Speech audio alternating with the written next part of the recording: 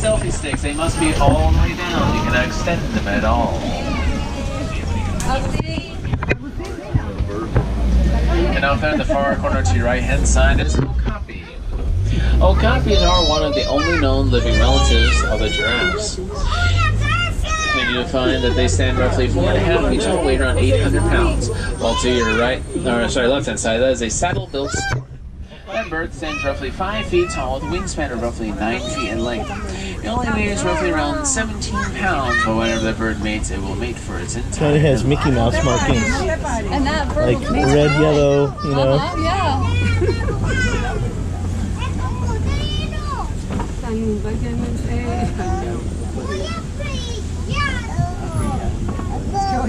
Oh, you see the rhino in the back. Oh, that's cool. He is laying down. That's a very rare rhino. Wow. Super.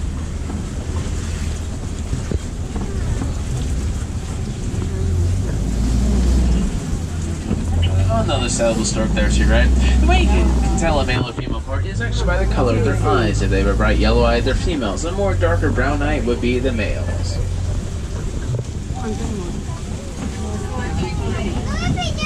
Yeah, stabilization is not working. So much looking around. Stabilization's like, screw it.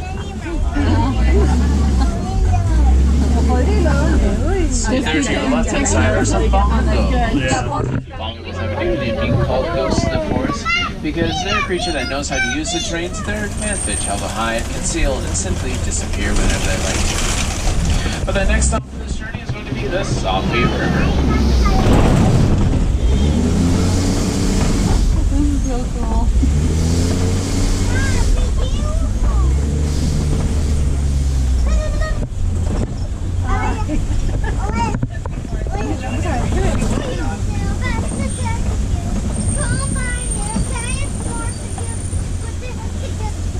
Ooh, a little mud bogging.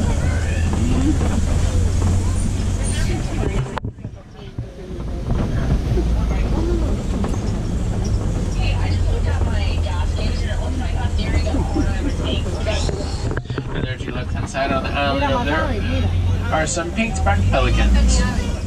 Pink-backed pelicans always have a pink feather on them when it's closer to their mating season. A group of them is known as a pod of pelicans. They are fully grown at 70 to 80 pounds of a bird. Their diet is a lot of smaller fish, insects, frogs, lizards, or things they can fit within their own builds. The thing with the pink-backed pelicans is that they, both males and females, share responsibilities equally. Not one holds higher one than the other. They will share responsibilities whether that's building their nest, looking for food, sitting on their egg, or other things like that.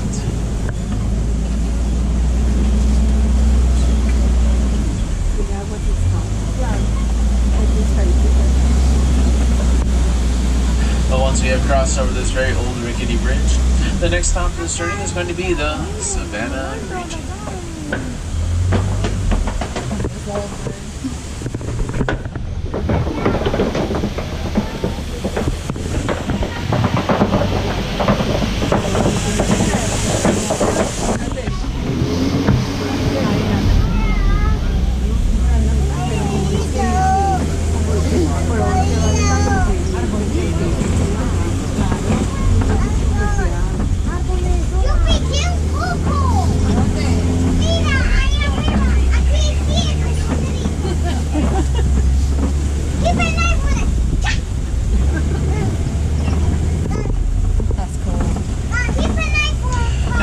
To your right hand side is a very large tree. This is called a baobab tree. That's a tree that can live to be thousands of years old. It also contains roughly around 30,000 gallons of water. 9 months of the year it is leafless, to where it got a nickname being called the upside down tree.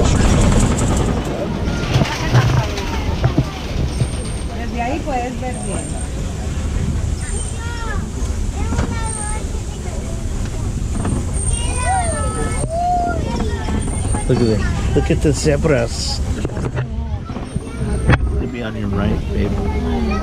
There to your right hand side, there's a mountain zebras. The group of zebras is called a dazzle.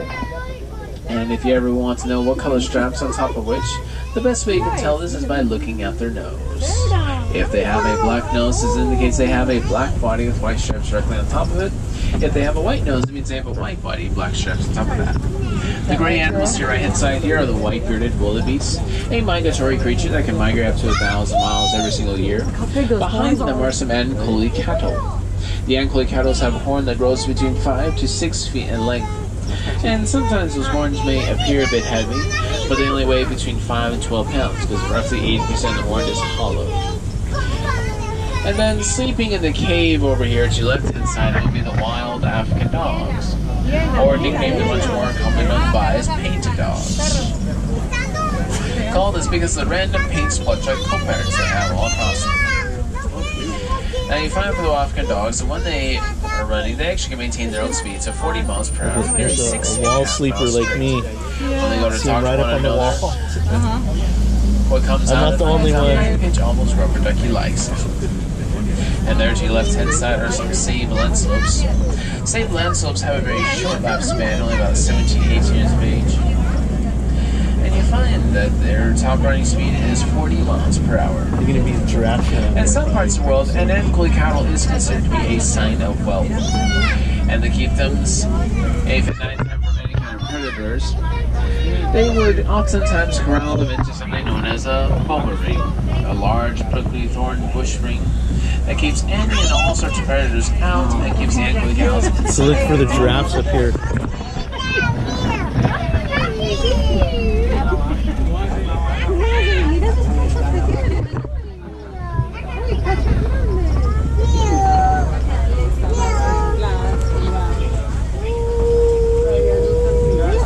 Now, also about the white-bearded wildebeest is that they travel in large herds. They could be found There's in giraffes the over there. thousands of them, on the upwards of tens of thousands, as there is well over 1 million of them in the wild today.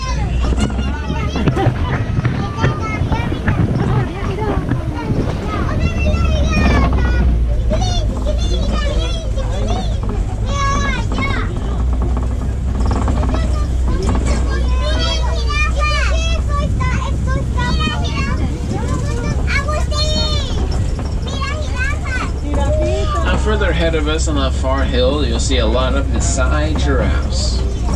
And when they're all gathered together in one particular location like this, that is called a tower of giraffes. Because they do quite tower over us. That's a Jeopardy question right there. Roughly around 6 feet tall. Later in life, they can stand anywhere between 15 up to 20 feet high up in the air. As a reminder, friends, little ones must remain sitting at all times. Yet the por favor for my road number 7. As I do with mere friends, so I'll be able to see you all. And we just want to keep you safe while you're out here enjoying the animals. Now, in the Maasai giraffes, you find that they are one of 9 different species of giraffe in the world. The way you identify each one is by looking at their spot patterns. The Maasai have what's called the messy pattern. And it's usually that there's no sort of repetition or a combination you find their spot patterns at all. It's just kind of all over the place. And stationary, it's called a tower of giraffes. But when they move from one location to another, it's then called a journey of giraffes.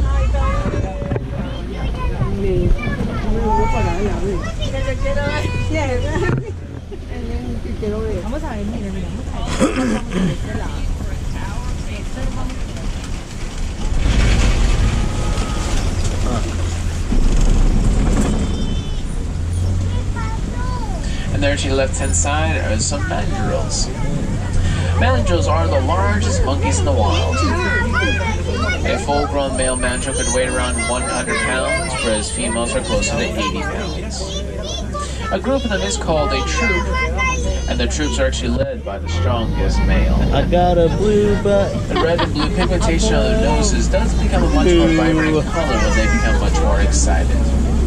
And off in the corner there to your right, you just caught a glimpse of them, but those are some African elephants. Oh, where? African elephants have those very large noticeable ears about them. And it's actually one of 3 different ways you can identify it being an African elephant. The second way is that if you have a little close enough into the ear, you can find the shape of the African homeland. The third way is that you're simply in Africa. And we'll continue on with the journey and see what else might be able to discover. We're going to see the backside of water next. Yeah. And there's this very old bridge we have crossing over. It's been around here since 1971. Wow. They are trying their best to hold together for us by using a lot of ropes, cables, and duct tape. They made it back from space with duct tape. Well, that was a new noise. You know, to be on the safe side, let's twin day.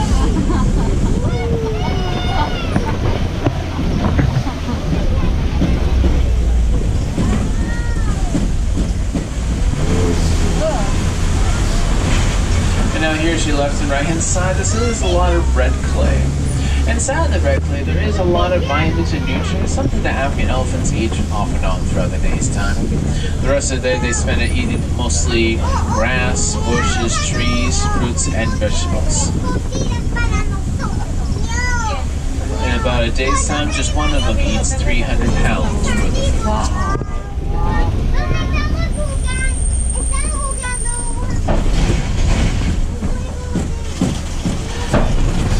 See, further ahead of us, this will be to your right hand side. Oh, look, there they go. He's munching. Throughout the daytime, they will eat roughly 20 hours of the daily, eating closer to around 70 pounds worth of food. Now, some of them are quite close to the roads and ask we be as quiet as we can because any sort of loud noises would actually scare them. Yeah, then the kids get loud. Yeah, then just Now, of that 70 pounds they eat, they do try to chew it down to a very refined, almost liquefied state. Getting their food down to this point would just make it a lot easier to digest, as they do have 4 chambers of stomach, and it'll take them nearly 400 days to digest and fill out those 4 chambers. But even though they are very tall creatures, trees are always taller than them. But that's when they simply use their 1.5 foot long tongue to grab what they really can't get and pull it back down into their mouths. The penguins coming up. And to your left-hand side are the greater flamingos. So this is a hidden Mickey These right great there. flamingos stand 5 feet tall, and they span only 2 Yeah, see the island? It's a hidden Mickey. roughly 9 pounds.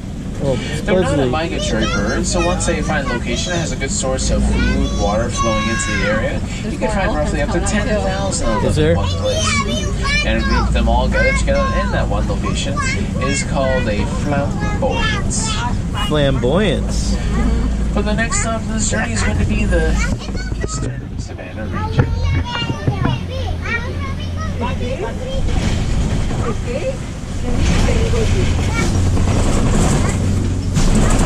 Oh, there's some poachers right there.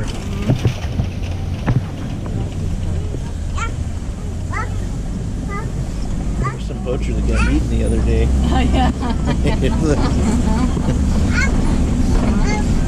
Just reading all the news of the weird, and it's like, yeah, this part of Africa, this guy's poaching. They found his hat and like a couple other things. Yeah, Animals are like, well, I'm gonna eat you. you're done, buddy. Oh, that's karma. And this region is very more of a challenge to know exactly where the animals the might be elephants? because as you can see the tree link just got a lot more Stuff. dense. The animals oftentimes will dive into the middle of these bushes somewhere and they do it as a natural way to hide from predators. Oh, look, you see it right there? See that? That is a kind of a challenging case even there. If you look to your far left, you'll see the tip of the tail. You can see it moving. That is a cheetah now disappearing. Look, here he comes. Cheetahs are able to go from speed of 0 to 60 in just under 3 seconds. However, though a cheetah can only maintain its speed for a few hundred yards, they do know how to maximize the use of it because they are considered to be the most accomplished game hunters when it comes to members of the cat family. They're so accomplished because not only do they have their speed, but they have really good instincts, eyesights, tails, and a couple of things like things. Now, there is actually a reason why cheetahs only hunt during the daytime. It's simply due to the fact that they have no nighttime vision.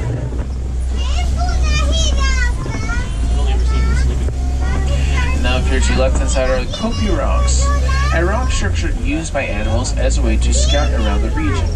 But further ahead, I see some white rhinoceros and ostriches right ahead. Yeah. Pretty cool. Ostriches are a 275 pounder that can't fly but can run. Look at that's a lion head. On the hills to your right are Yeah, the I white see 'em. rhinoceros. Then you see the. Each one starting line represents 80 to 140 pounds.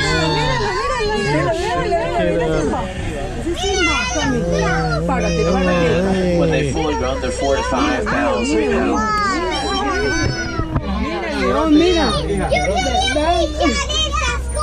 Friends in my back row, please have your little ones sit down in your laps, not standing up all over the place. Oh, why do we have to scream? Wow, there's females too. And to your left hand side were some sleeping lions. Lions sleep on average of 16 to 20 hours a day away. They are roughly a 500-pound creature that can jump 20 feet straight up into the air, Rhino goes on the run to a road. speed of 30 miles per hour, and have very powerful jaws and quite rough tongues. The roar of a lion is something you can hear probably a good 5 miles away. The rhino walked And on the a group road of lions behind is us. called a pride. Prides usually will consist of a single male and multiple females. Beautiful. On average, you can find anywhere between 2 to 12 of them in one single pride.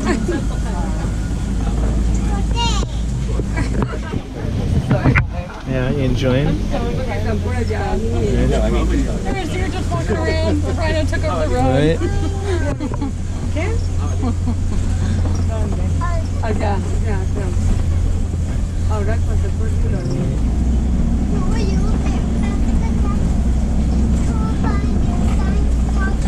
And a look at the ostrich there at your right hand side. A group of them is called a flock. And laying in the ground over here at your right are some of their eggs. Oh, wow. The ostrich eggs are able to withstand nearly 300 pounds of pressure. Not yet, but cracked. That's pretty The cool. amount of yolk you find inside of a single egg is equivalent to that of 2 dozen chicken eggs. We will continue on with this journey into the Agati Glen.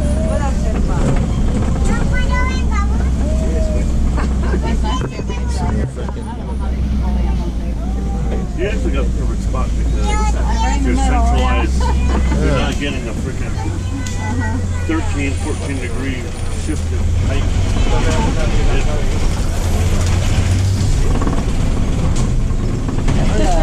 And this is where you find the warden's posts. Wardens are the people who take care of both the animals in the reserve. This is where they come when they just want to relax, have some free time to themselves.